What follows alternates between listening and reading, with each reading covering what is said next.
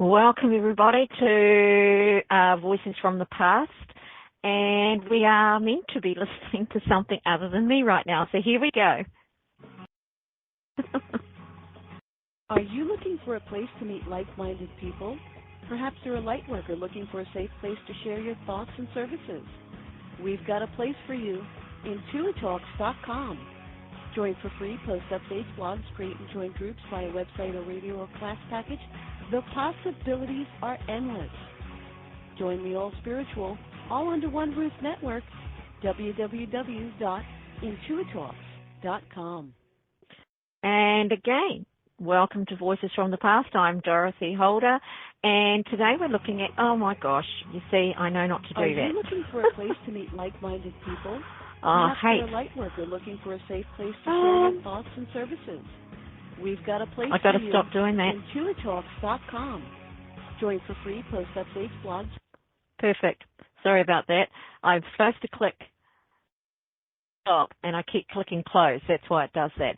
So, anyway, Voices from the Past. This week we're looking at Cave of 1,000 Buddhas, and I should have said Caves of 1,000 Buddhas.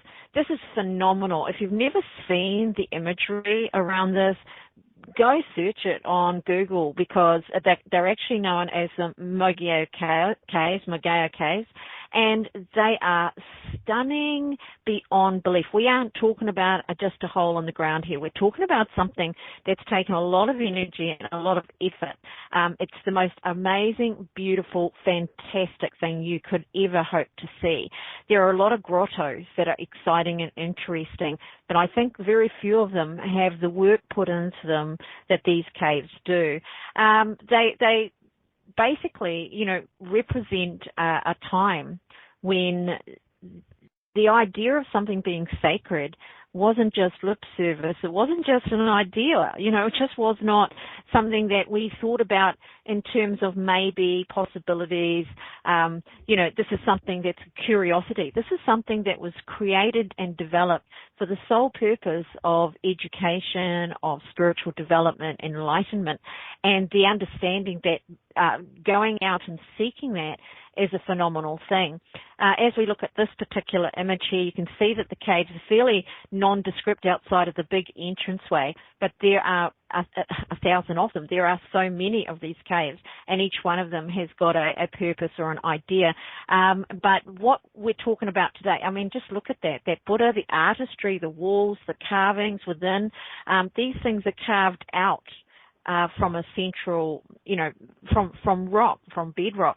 And of course, if you've ever watched what's Indiana Jones, there are some very famous caves that are pretty much developed in the same way. But the artistry of these, if you have a look, every inch of these walls inside are just divine. Absolutely stunning. Now, I often think about the side of it. I don't believe somebody sat there day in, day out without being provided with food and water and something for their efforts, or their family would die, of starvation. Something has to be going on. So somebody's also financing this, and no doubt it would be somebody with money. The beautiful, beautiful detail in this work, and that's why I've got this particular slide up. But essentially what we are looking at with the Mogao Caves is a secret library. The caves themselves are generally termed the Caves of 1,000 Buddhas. Just over 1,000 years ago, someone sealed up a chamber inside these caves outside of the town of Da Nang. And on the edge of the Gobi Desert in western China is where we're talking about here. The chamber was filled with more than 500 cubic feet, that's enormous, of bundled manuscripts, and they sat there pretty much hidden for the next 900 years. Why they were sealed up, we might look at that a little bit later.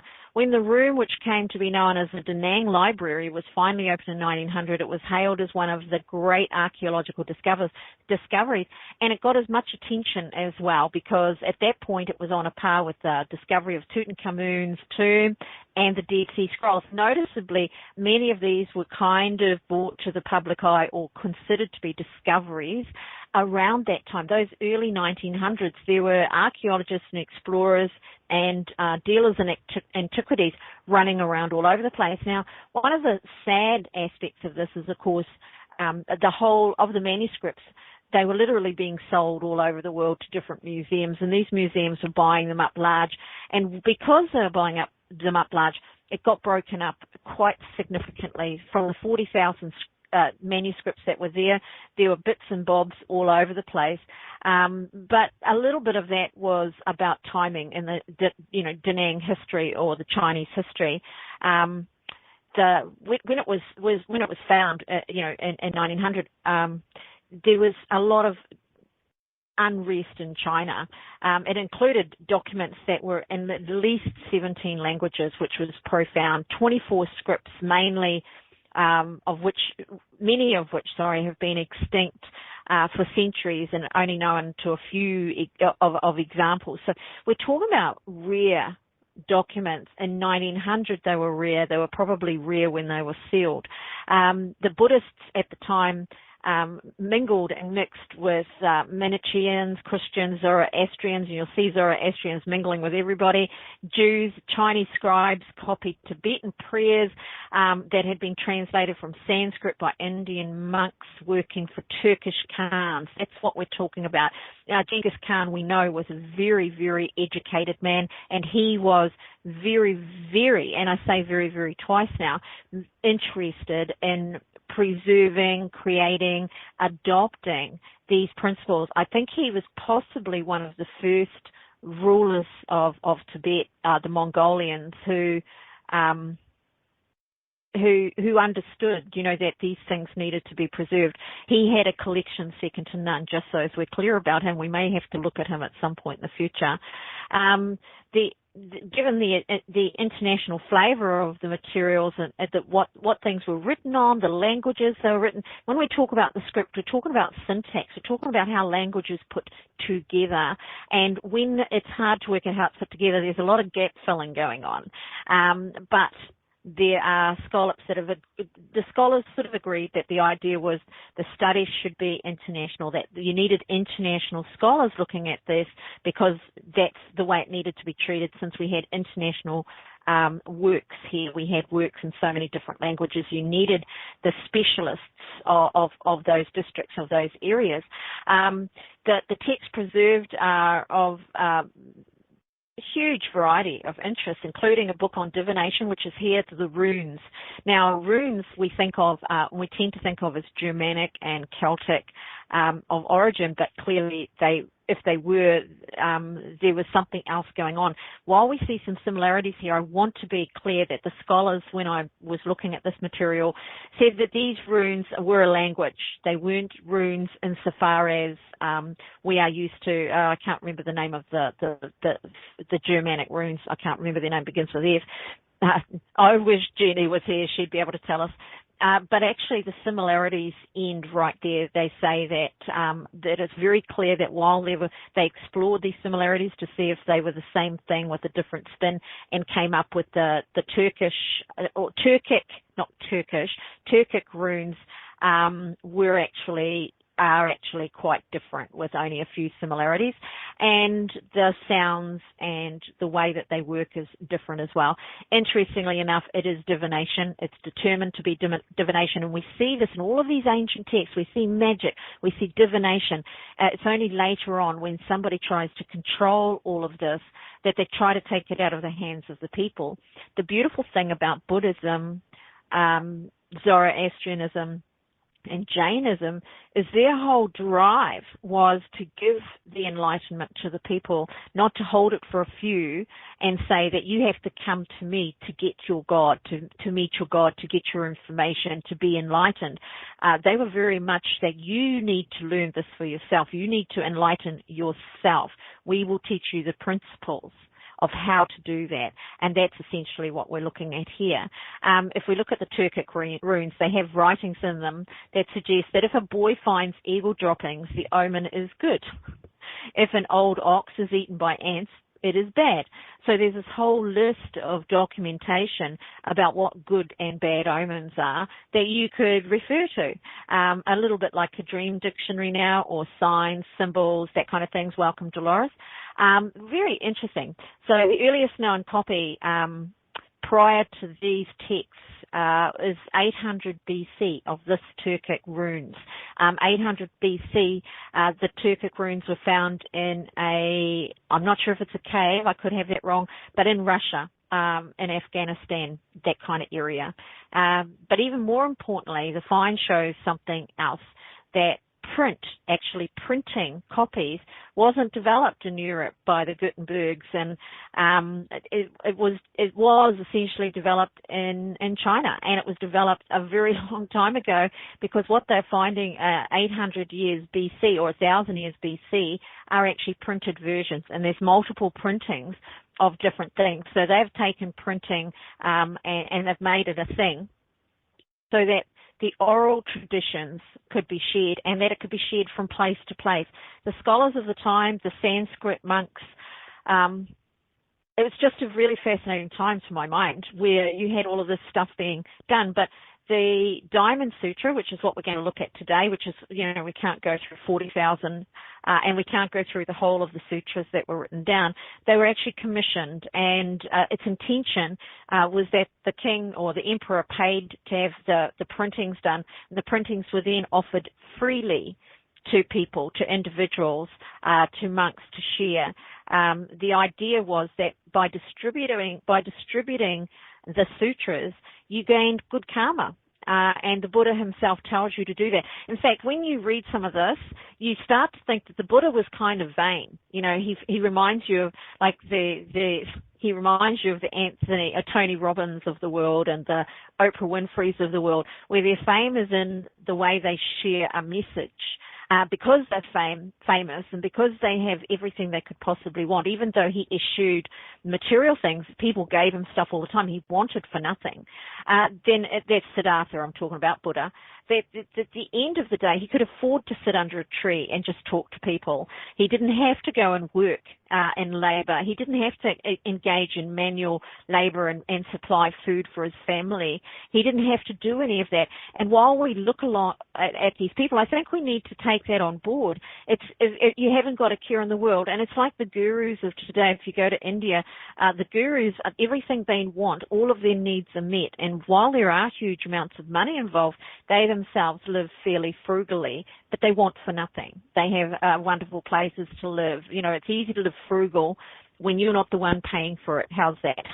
So I'm not being, I'm not being skeptical about it, and I'm not really sort of dissing it. It's just the way it's been for a very long time, a tradition of thousands upon thousands of years, where the enlightened ones, and that includes, by the way, the Dalai Lama, he wants for nothing. He doesn't have to go out and actually physically earn a living. He just has to share his message, meet with powerful people because he's the Dalai Lama.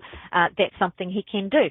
Very, very interesting stuff, very, very keen things to understand that the message that's being shared. And it starts way back here, where the king, the emperor, the royal, whoever it is, can go and pay to get this printed off and shared to get good karma. So by sharing the word of Buddha, he gets good karma. And this is said by Buddha, by the way, in the Diamond Sutra.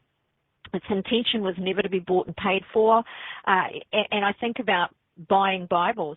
There is no reason anybody, if you want to follow any kind of religion or religious order, should buy the Bible, the materials, the tools that are required for you to do that. The people that want you to share that message should be sort of supplying it.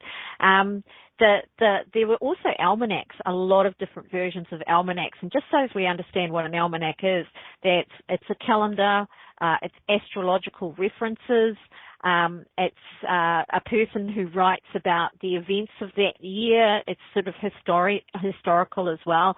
It's almost like a journal, I guess, if you wanted to look at it that way. If you think of Encyclopedia Britannica updates, it's kind of that way. And because an almanac recorded events, major events, as well as astrological information and calendar stuff, they were licensed. So way back then, printed media was licensed, and it's interesting to note that from 1,000 years BCE, before the current era, which is also the death of Christ, not the birth of Christ, but there's only 30 years in that, so I think it's splitting hairs. The most fascinating thing that I see about that is that it wasn't a free media, essentially. You had licensed versions of an almanac, so I imagine that if an emperor licensed it, it would all be in his favor. Do you know what I mean? Or her favor. The whole thing politically would be politically correct, and it would also be following the religious belief of the person who's got the power in different institutions. So I find it fascinating that I've discovered two things, that, printing is over 1,000 years BCE, even though it's generally ascribed to the Gutenbergs in Europe, much more recently, and around the early 1900s, late 1880s. And then, of course, we've got this almanac thing going on where we have licensed almanacs, and many of these works were unlicensed, which gave you a fringe dwelling, kind of idea. You had a freedom press, if you like. You had a pirate radio that would go out and print what they were seeing and from their perspective. So there's always somebody with a take on this stuff. The fact that the Diamond Sutra was commissioned suggests too that emperor or the royal that commissioned it, the name is out there, but I didn't want to bother with too much of that kind of detail, was gaining himself good karma by paying to get it printed up, and then it could be shared with those that maybe had no money, the normal people, if you like. The printed versions and the public nature of it all is fascinating to me. So it's a bit like, if you've got an agenda, you print it up, you go and hand it out to the people. It was made.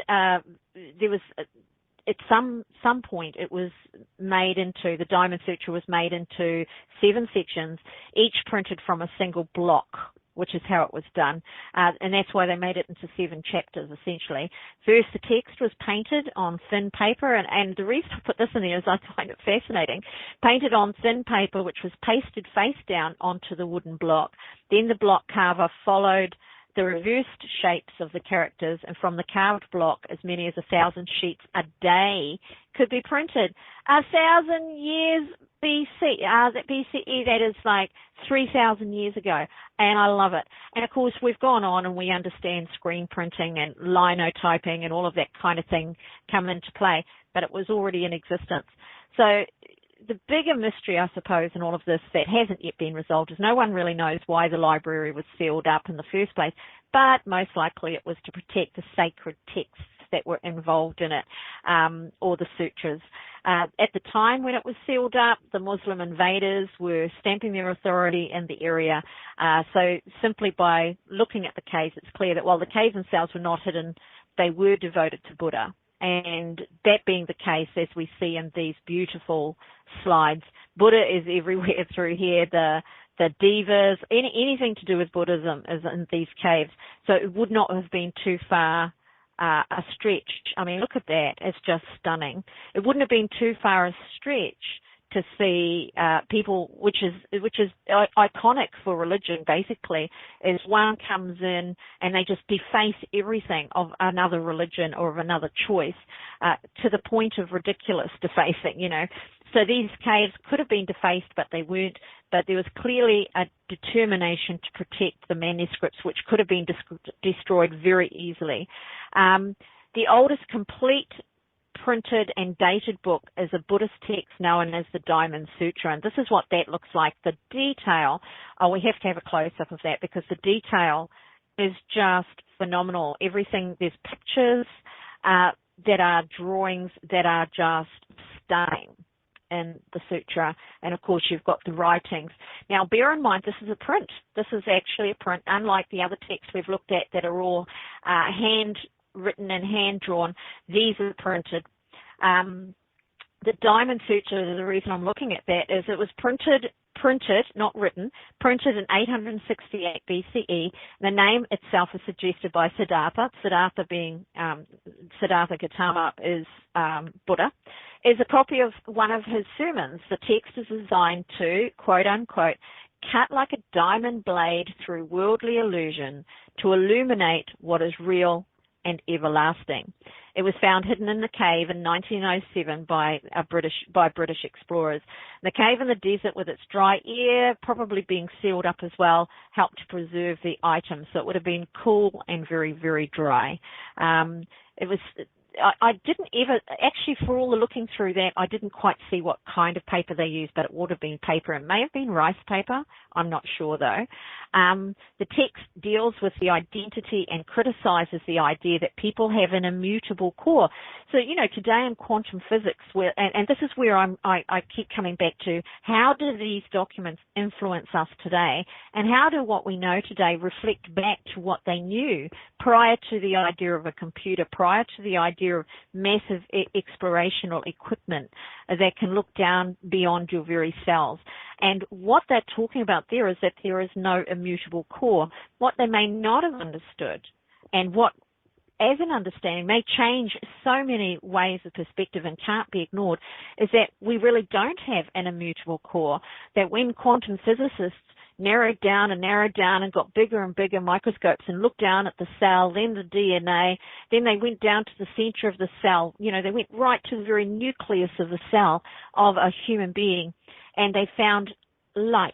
They didn't find substance. They found light. And that light, they didn't just find one. They found two. And one would blink in, and it would blink out, and the other would blink in. So you had two flashing lights going alternating. And so the next question, according to quantum physicist Dr. Wolf, was, where does the light go when it's not here? A fascinating, beautiful, transitory idea that defies explanation. And that leads to the modern New Ages talking about nothing is real, nothing is solid, nothing is what we think. I do tend to disagree with that.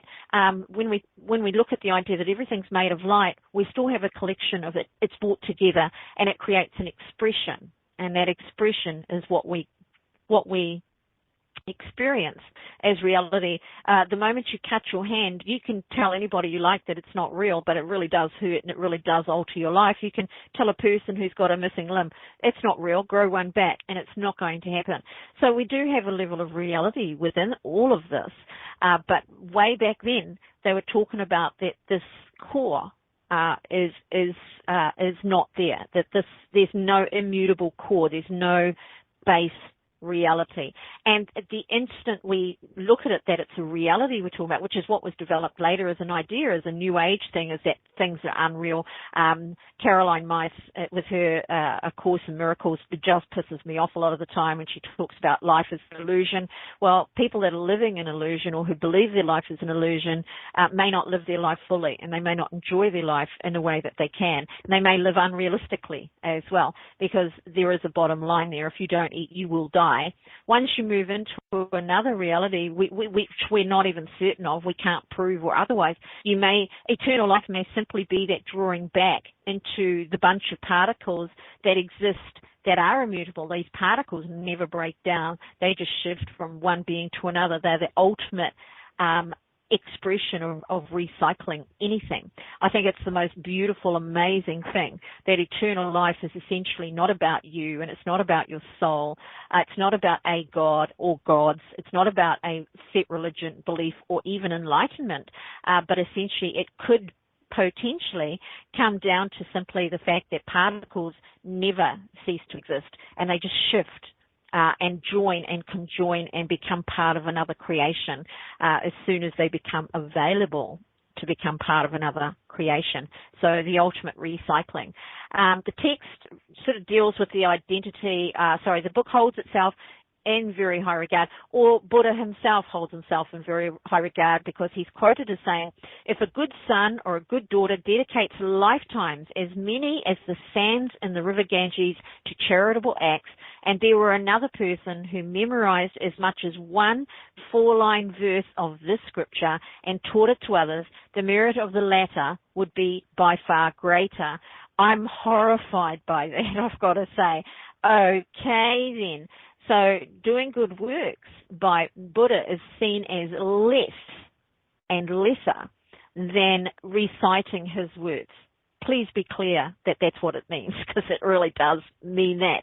And when he's saying that being a good son or daughter dedicating lifetimes, as many as the sands in the river, he's talking about millenniums of lifetimes, beyond counting of lifetimes, that if you were, no matter how good you were through all of that, if you were not teaching, if you were not preaching, now this is evangelical really, isn't it? And it's what we see today. If you're not preaching, then you have less value.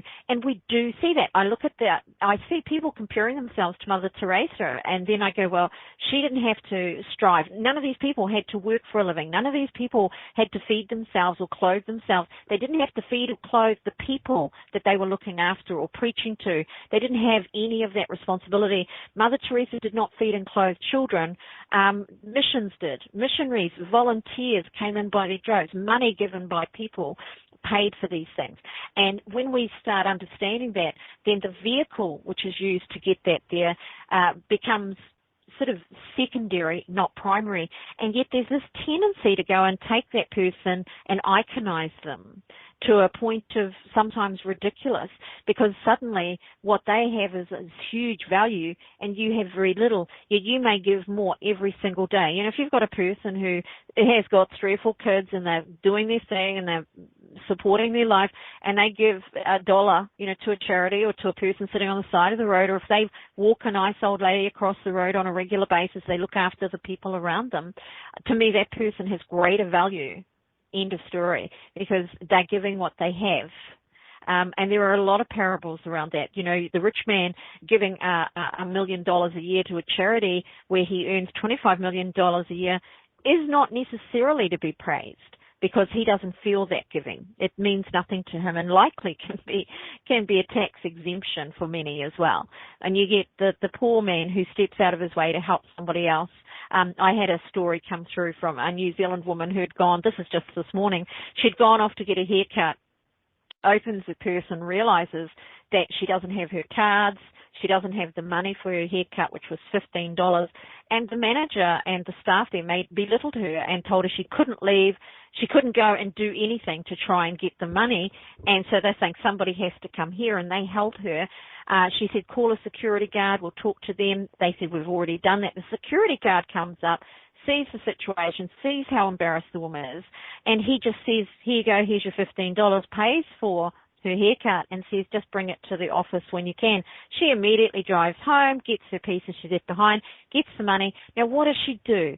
She posts a picture of that hair salon, a story of how they treated her, and this praise of this wonderful man who gave her $15, which was probably, you know, a reasonable thing for him to give, even though it's not the end of the earth in dollars and cents. It's money he may very well have lost by giving it to her. But he was in a less of a position to lose it perhaps than the store, you know, than the hairdresser. So you can see the parables coming into play right there, that the karma is instant. The instant karma is really bad advertising for this hair salon, because the photos there, this is where I went, this is what they did, and they were wrong because she knew she was coming from a good place. And this wonderful man gets all the kudos offered his way, goodwill, good feeling, and he gets his money back, and she gave him a scratchy ticket. It's what we are talking about with this kind of thing. And he's saying that man who did nice things for her has less merit than if he gave her nothing and preached a scripture, or they're not a scripture, a sermon.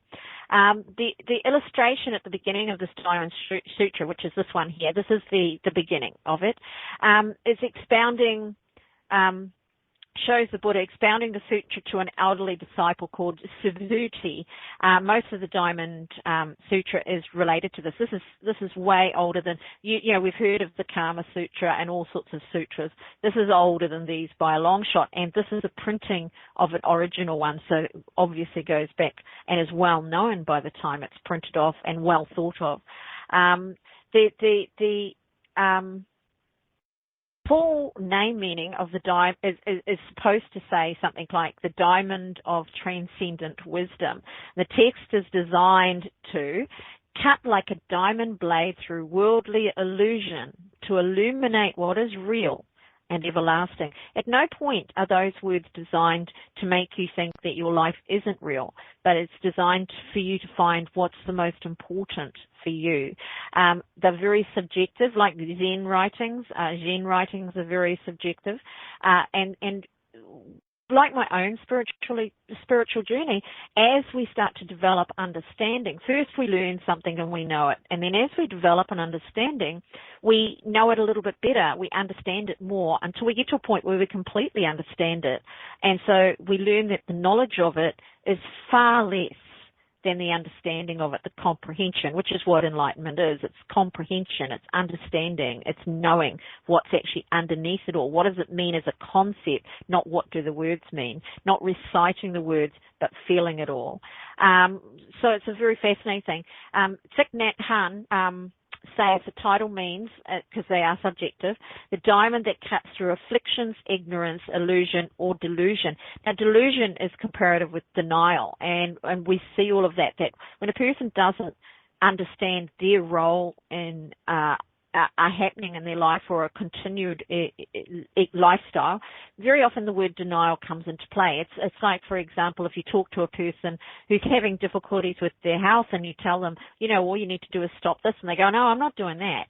So in the meantime, their whole idea is, I want this result, and they'll actually say, I don't understand why I'm not getting the result that I want, when clearly it just takes this change in behavior. So the denial is that they, in some way in their mind, they think they should be able to get that result, that better health, without making any changes, even though there is a definite physical understanding that by doing what they're doing is creating the problem to start with. One of those kind of weird things that people do. The reality of the Diamond Sutra is it's actually just a small part of a larger canon of the early Mahayana sutras. I might have said that wrong. Mahayana sutras called the perfection and wisdom. And so all of these sutras are looking to have the perfection of wisdom, not just knowing something or knowing stuff. Wisdom comes from being able to execute what you know. Many years ago, I started saying, that youth is defined by your ability to learn, and maturity is defined by your ability to use what you have learned, and I stand by that completely. And no, it's nobody else's saying. I came up with that one. The concept came forward through life as a basic precept of of popular anything, I guess. The perfection of wisdom is the realization of direct experiences, sunyata, which is actually emptiness. And this is how it's come forward. It's come forward into Zen. It's come forward into meditative techniques. It's definitely strong in Indian Buddhist spirituality as well as Hinduism, that you find the nothingness inside yourself. And I find that fascinating because we understand, and we need to develop it, because we understand a bit more about quantum physics, and the emptiness at the very center is the point of where chaos becomes real. It becomes gathered in. If we can find that part of ourselves where it's really not so much quiet and dead, but it's the point of creation, we can actually change our health. And that's what I do with my energy therapy work, and that's what I teach people as practitioners to do. That's what I work with my clients when we are doing hypnotherapy programs to make big changes in some physiologically as well as mentally, emotionally. The key to all of that is understanding something very quiet within yourself, not understanding nothingness, but something very quiet in yourself that's at the point of creation. It's before thought, in other words. And when it's before thought, it's conceptual. It can only ever be conceptual, which is why visions or big dreams are very much concepts that are quite hard to break down until after the fact, into an understandable sequence of events. But the point also is, if you could understand it, if you could be enlightened at the conceptual stage, then you could actually perhaps go inside and find that quiet space and create something different, rather than just living an existence that is following, if you like, a preset idea, a preset belief, whether it's you can or you can't do something, or what your limitations may be, or how you expect you should be able to live. This emptiness idea has come into every religion pretty much if you just need to look at Buddhist monks hiding out in the Himalayas and the hills there, taking on roles of non-communication, intense meditation techniques, nuns that are and other religious orders, I suppose, that advocate the vow of silence and isolation to find oneself, to deal with one's ego self, or messages from within. In a modern world, it's found for the common folk and sensation deprivation, the water tanks, you go into those and they deprive your senses. And in that space, you can have an amazing experience. If you want to go to sweat lodges, if you can go to many shamanic type practices, and you'll find this seeking of this inner quiet space, not the nothingness that seems to be touted, but more that space that is the true you. Now, it's a restful space, but it's also a point of creation. Once you're in there, it can be an evasive tactic, which a lot of people get into. I just don't want to be here, so I'd rather be there. But more importantly, I think the idea of that is to find something of yourself and bring it forward without trying, just allowing that to happen. It takes quite a bit of practice to get into that space. I used to meditate for 6 hours a day. The idea, again, is finding that deeper truth within yourself, or commune with your God or others, any others, and, of course, nature, being one with that whole sense of the universe, if you like. One thing's for sure, we would all be sunk with our lazy spiritual ways if the way that the sutras work is that by being able to recite them and memorize them and share them is your way to enlightenment. And most people really, in a modern world, whether it's religious, whether it's spiritual, and in particular on the airwaves, the tendency is to want somebody else to just give it to you. This is where the reading and intuitive side of things is larger than it should be. The energy side, absolutely. The teaching side, absolutely. But with the reading side, the tendency is for those to want to be told rather than learn. And there's a huge difference. If you are told what is going on in your future, it doesn't necessarily give you the tools to deal with what is going on in your future. And there's that lack of understanding that as soon as you are, it's not that a person shouldn't get a reading, but they should be looking for a reading with information and advice on how to better manage their lives, their future, that situation, how to be more creative, if you like, rather than just, they've told me I've got to wait, or this isn't going to go well, and then live it, because that's what you're doing already without the reading. The sutras are designed to be recited. I believe that the popularity of them, believe it or not, is determined by how long they are, because you have to memorize them. The Diamond Sutra is one of the shortest, and it's the single most powerful and most popular sutra out there. And so I think it's because it's short. It's like 4,000 words, something like that. And some of them are 25,000 words. So if it was up to us today, most people wouldn't even be bothered learning and memorizing that 4,000 words. We'd be sunk spiritually. We're done, out the back. I can remember I was following, this is when I was a young teenager, during my teens. My mum had got into some trying out different spiritual practices and religious beliefs and checking things out. And when we'd got to one organisation, I decided I have a great memory, and one of the things was they had determined that they would give me every week this huge chapter out of I've forgotten what it's called now. Something for Modern Man. It was the Jehovah's Witness. Something for Modern Man. So far away. My memory's great, right? Just got through saying that. Good News for Modern Man. And they would give me a chapter every week, and I would learn it, and they would stand me up every week, which probably improved my memory as well, every week. And I would recite this to people. Did I understand it? Probably not. But I could see now, looking back, that if these were parables and sutras, ways to understand living, that the recital is like a modern affirmation. It's like a mantra. When you have a mantra and you say it again and again and again, it becomes a part of you in a way that it can't when you just, boom, do it once. Again, we're in a modern age where people want you to say, here's the learning. And by listening to it, they think that they've learned something, but they really haven't. What they have done is they have acknowledged a teaching, but to learn it, they need to put it into practice, and that's everything. You put it into practice, and once you start putting it into practice, then you gain enlightenment. You understand it completely. The jewel imagery features strongly in Buddhism, by the way, so that's where the diamond comes from. This is some of the illustrations. This over to the right here is actually one of the almanacs. It's not from, this is from the Diamond Sutra, but I just wanted to show you because here we have the imagery of the donkey, we have the snake, we have the goat, we have the owl.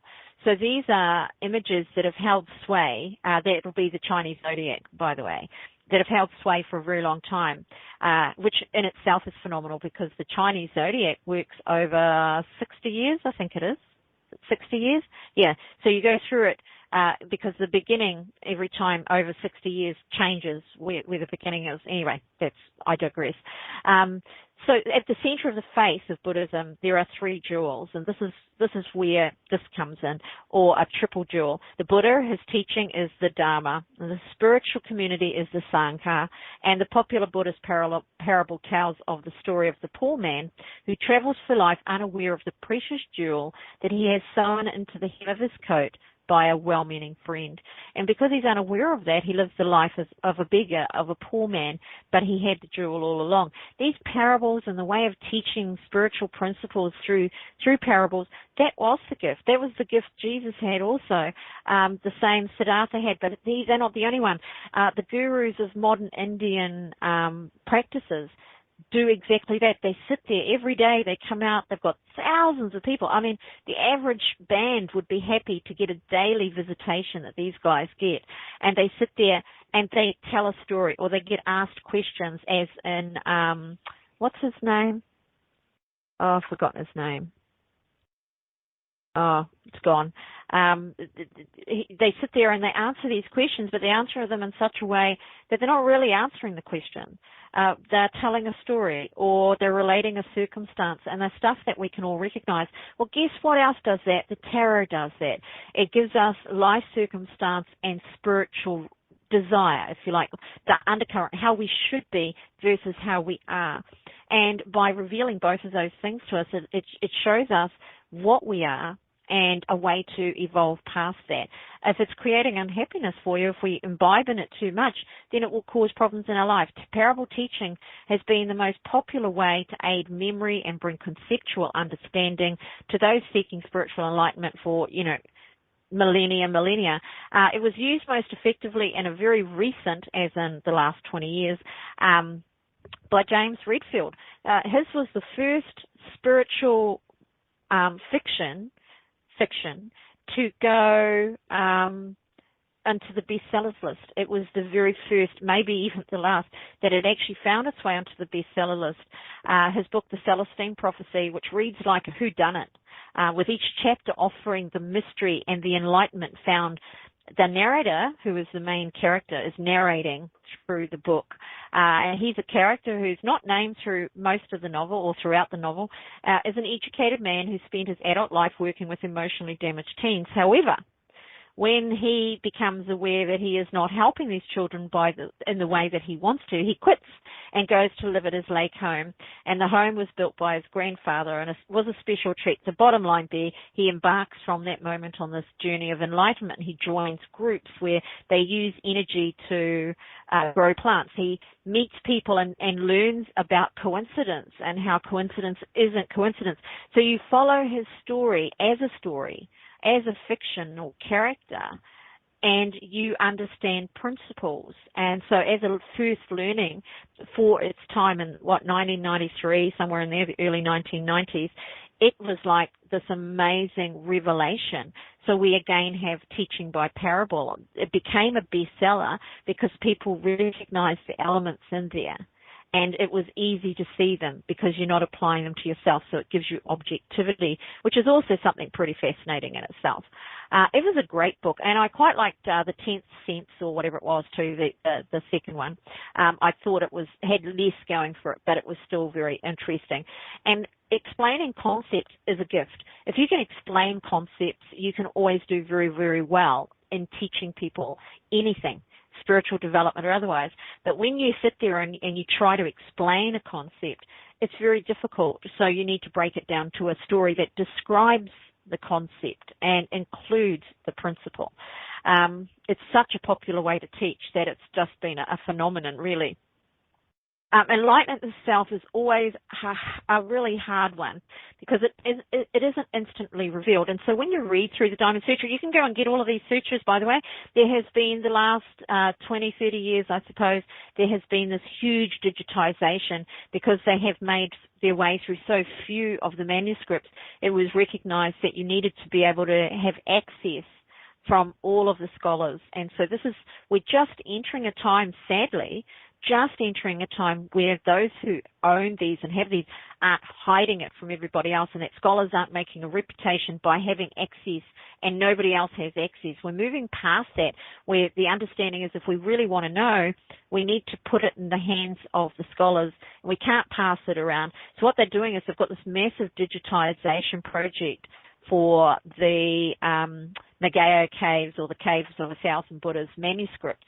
And you can go online and you can actually look at them. Scholars have access to them. They are digitizing every single thing in there. So there's a lot of material. I haven't put tons up here, but there's a lot of material. You can go read a PDF of just about any of the sutras, any of the documents, anything that's been transcribed, translated, the originals. You can go and have a look at it. You can even have a look at the scholarly articles around all of these wonderful, wonderful old teachings. I can remember being told a number of things over my learnings, and I'm sure that's not finished, but one of the things that became very clear was first I would be told something, or I would see something, or I would know something, and then sometimes it would be 2 or 3 years before I realized, oh, now I understand that. When I had my Kundalini awakenings that happened, they were very profound. And when I say they, I know I had at least 3. There were definitely 3, and the first one was the most challenging. But it was as if I had accumulated all of this energetic understanding, and then suddenly everything was going boom, boom, boom. It was like powerful opening up.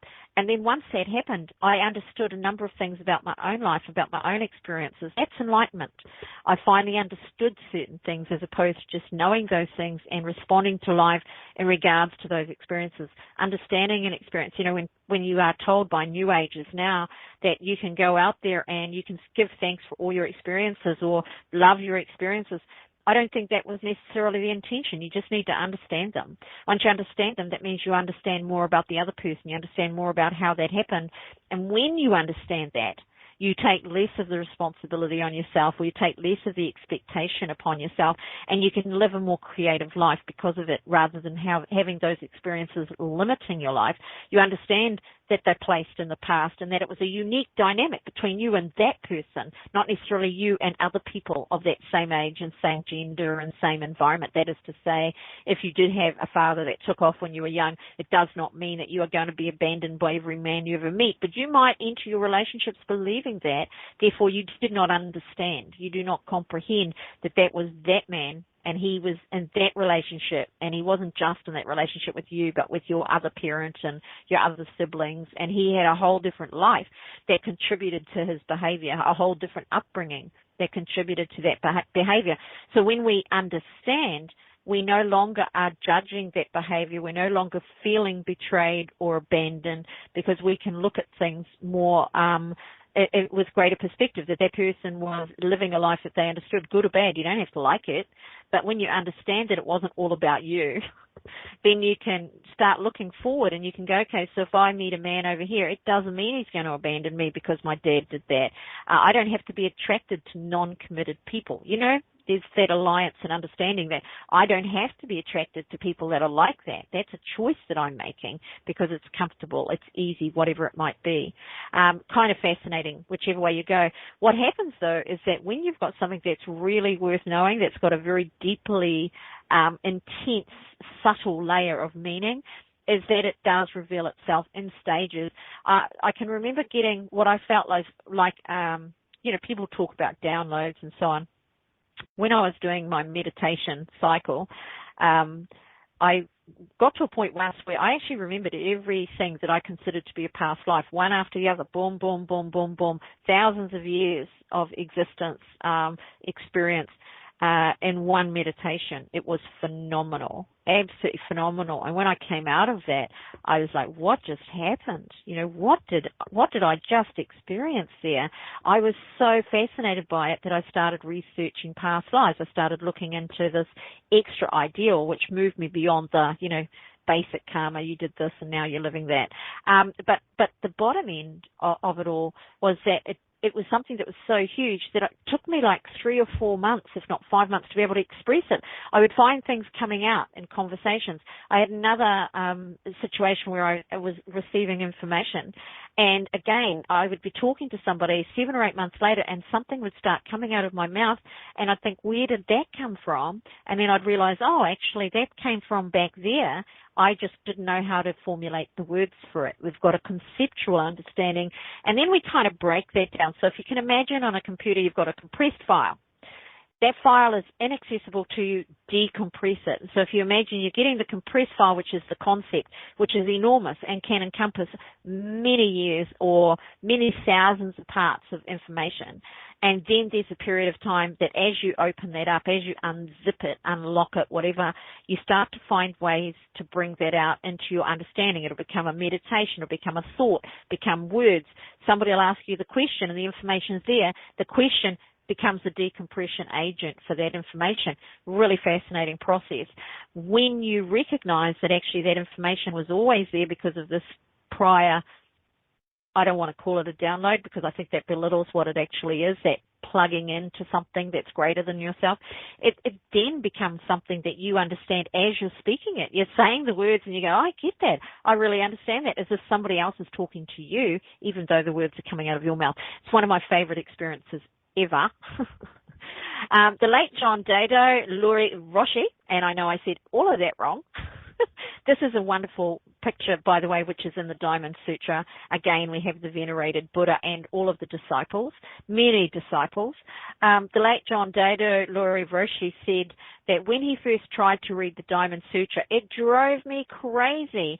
And then I started to read it the way the translator suggested it, a little at a time, not trying to understand it, just reading it. And that's how I see these massive great communications that I have sometimes with beings that are whoever. And when they come through, if you're trying to understand it as you go, and I advise this for people having deep meditative or dream experiences, you limit your ability to take in information when you're trying to understand it as it's given. When I do readings, when I do energy therapy, when I teach, when I give information, it seems to fly out that there's so much. And if a person's trying to interpret it while I'm giving it, while they're hearing it, very often they get caught up in these details and they miss the wholeness, if you like. They miss the completeness of it. And so they need to just sit back and let it flow over them. Let it enter in. Everything we ever see, everything we ever hear, everything we ever touch is part of us. It's part of our body. It's never forgotten. If you need to go back and then listen to it bits and bits and bits and then allow yourself to understand the components and how it's structured and how it's put it together, then do that. But to start with, one needs to just allow it to come in, then allow yourself to decompress it. He goes on to say, I did that for about 2 years. Every night before I went to bed, I would read one section. It was so boring, it would put me right to sleep. But after a while, it started to make sense. However, the sense was not intellectual or conceptual. If you want to explore the Diamond Sutra, the guidance of a teacher is recommended. And this is powerful and important because this is where individuals will go out. This is a horrible thing that happened to the man who developed EFT, the emotional freedom technique. He provided free of charge the basic first part and the precept of tapping. So all of these people were grabbing this and they were running off and saying, I'm a practitioner of EFT, even though they'd had no grounding, no teaching, no training. And the man who developed it was a psychologist. The man who developed it was a hypnotherapist. The man who developed it had done masses of training himself and gone through college and university, and his understanding was what he brought to that. Tapping was a very old hypnotherapy technique, and I was already using it in hypnosis. Many hypnotists will tell you that, hypnotherapists. Tapping is a powerful technique to use with hypnosis. They were taking the hypnosis out of it or making it more of a self-hypnosis, but we're still reiterating and affirming through our bodies. So therefore, the body is real, right? If we affirm something through our body, if I'm giving a hypnotherapy to somebody to change something in their behavior or their life, one of the first things that I'll do is if I hear birds outside, out there, if I hear cats purring, whatever I hear in the environment, I will incorporate, because as soon as you bring reality into it, your brain makes that part of what you're doing. It makes it real. So as soon as that, which tells you that your brain knows what is and what isn't real, and allows you to subjectify it, to make it part of who you are or not at will. That's what we've got today. I hope you enjoyed that. I'm Dorothy. Check along to my website, energy-therapies.intuitalks.com. If you want to check out my services, my readings, hypnosis, blah, blah, blah. Checking out also my shows. I have 2 a week at this stage. Next week, we are looking at Tao. The writings of Tao are phenomenal. Sometimes when I get these larger works, because I'm going to finish up with the I Ching, which is commonly pronounced I Ching or I Ching. When I look at these larger works, I sit there and I think, oh my gosh, how do I compress that down to an hour? So we've only just touched on any of these. Feel free to go along and put in the Magaya Caves and have a look yourself. There is a massive material out there that you can gain from. Now this Wednesday, 9:30 p.m., a psychic affair. I'm doing crystal readings. Run out there, grab a picture of a crystal, bring it to the IntuiTalks.com Facebook page. It's public. Go in, like the page, or go along and become a member of IntuiTalks, and you can tag me, post your photo anywhere you like in there, or send it to me at dorothy-therapies.co, dorothy@energy-therapies.co. That's that. And then this Thursday, coming up at 9:30 p.m., 9 p.m., we have Witches Britches, yay! We're going to do readings this week from our personal oracle card deck, along with having our regular spots, our spell, Jenny's runes, the monthly we chat about energy and what's going on. We've got a new personal power circle. Yoo-hoo! I'm very proud of this one, by the way. So we will see you then. And in the meantime, please remember, don't be a part of your own problem this week. Ciao for now.